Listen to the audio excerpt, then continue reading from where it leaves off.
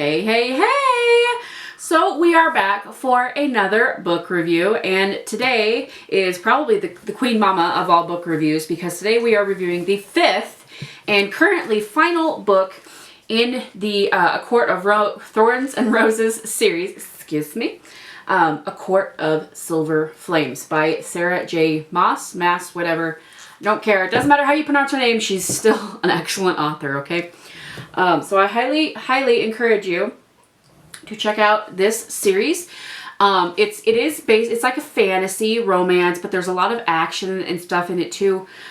So there's something for everybody in these books. But I encourage you to at least read the first one. If you're not into it after the first book, then you know it might not be for you, but at least give the first book a try, right? I know this book went popular on Instagram, on TikTok, on Book Talk. I don't have TikTok. I don't do the TikTok-y. I'm too old for that, and I don't trust it. I barely trust Facebook, and when I say I barely trust Facebook, I mean I don't really trust them, but I'm already like ingrained to using Facebook, so I'm already in it. But let's go ahead and read the summary, and then we'll talk a little bit about the fifth book. All right, at the top it says, an unfathomable power.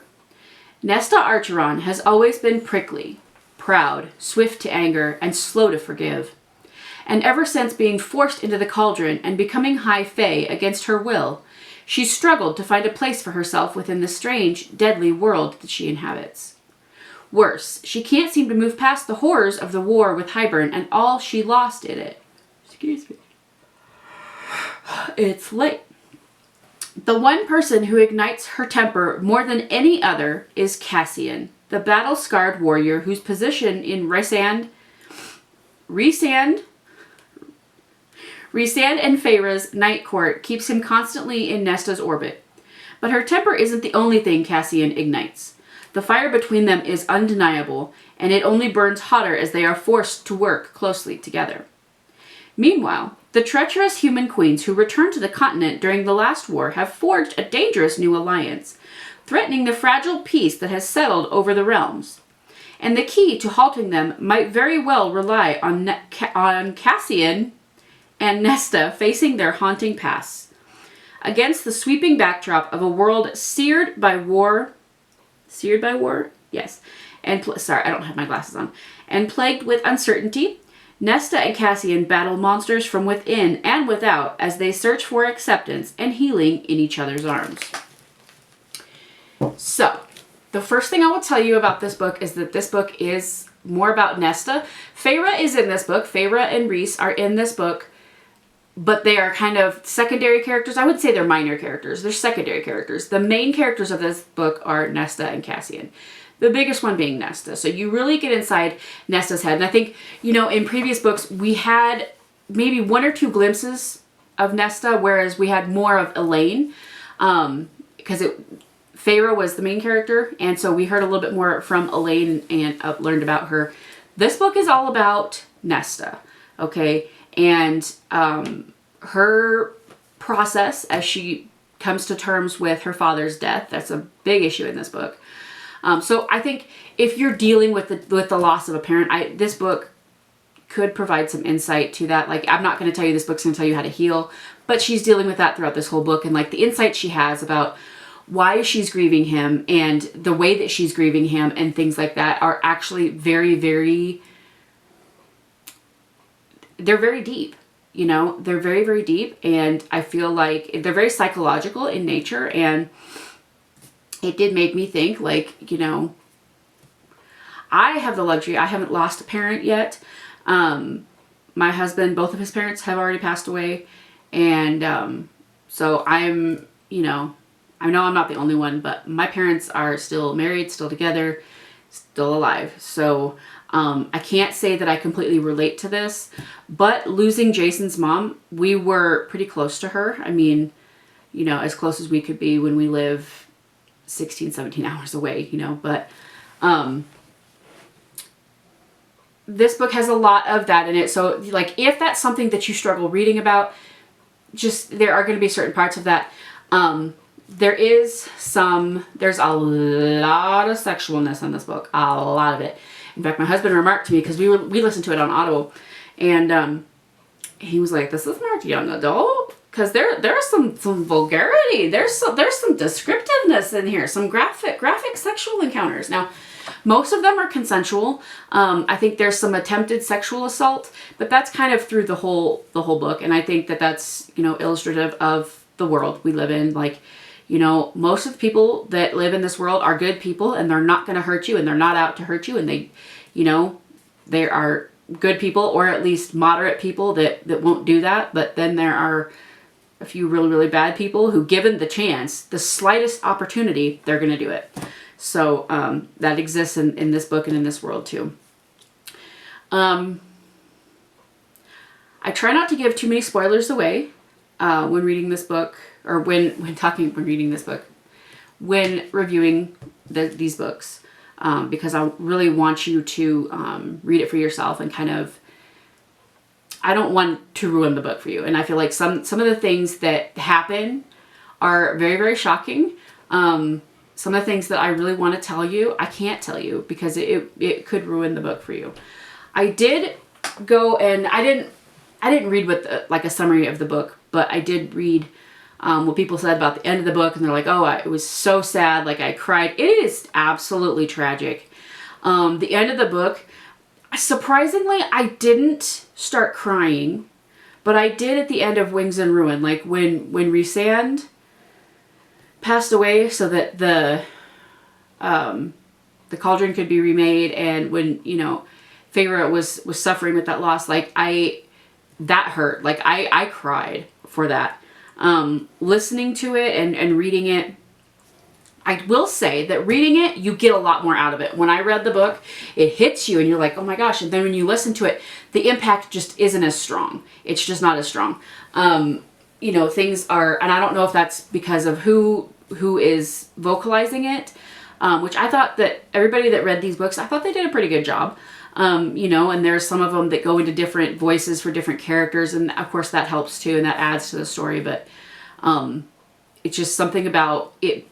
I think the book being read out loud versus you reading it. I don't know if it was me like interpreting it in, you know, different ways versus hearing it versus reading it. I don't know, but definitely read them if you can. Listen to them if you can't. They are all on Audible. And my husband bought me the box set of them, of the first 5.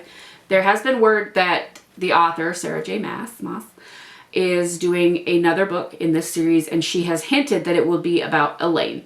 So we've gotten Feyre's love story, and we've gotten a little bit about Nesta in this book. I mean, this book is the longest book. It has, well, it's not the longest book. It has 80 chapters, but it is super, super thick, you guys. It has like 4 parts to it. Like, it's a very, very intense book, and so much happens. And like I said, I don't want to give spoilers away, but this is my favorite book of the series. My absolute favorite book. I found, you know, I feel like you have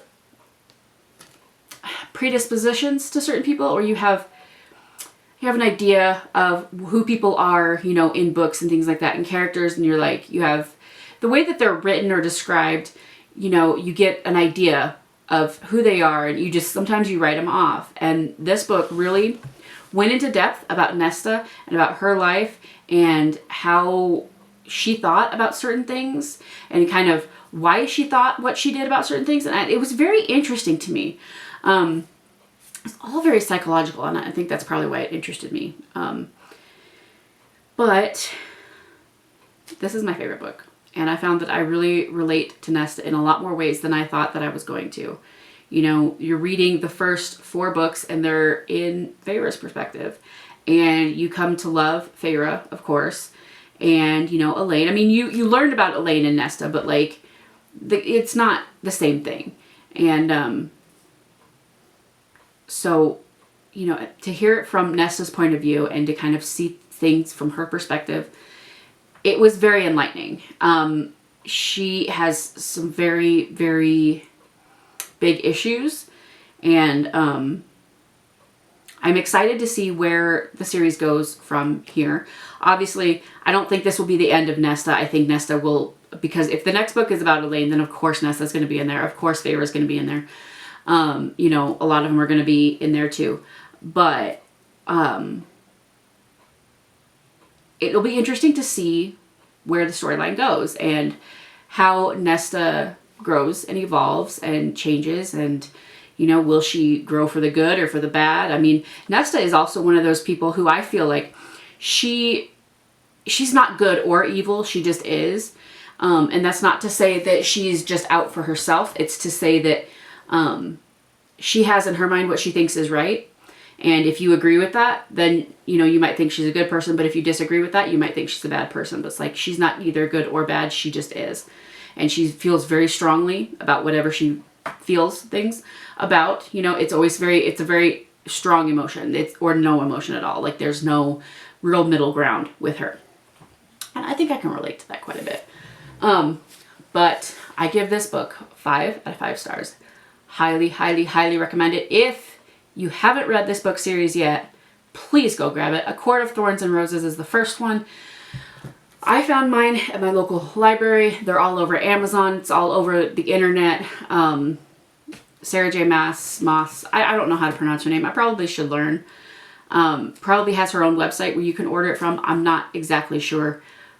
But, and also, if you do get the chance to go to like a book signing or get the chance to meet Sarah Maas, please meet her, okay? Take a book, get it, meet her, get it, the book signed, whatever, okay? Like, she's absolutely brilliant, and these are the first books that I've read in a long time, and I was like, holy crap, I didn't see that coming. And it's very enlightening. This book is very endearing. It's very touching. There's a lot of really, really sad parts, heartbreaking parts, but overall it's a really, really good book. So I give this book 5 out of 5 stars. Highly, highly, highly recommend. Let me know in the comments below if you have read this book, or if you haven't. Hopefully you're not watching this review if you haven't read the book. But leave your comments on the book down below.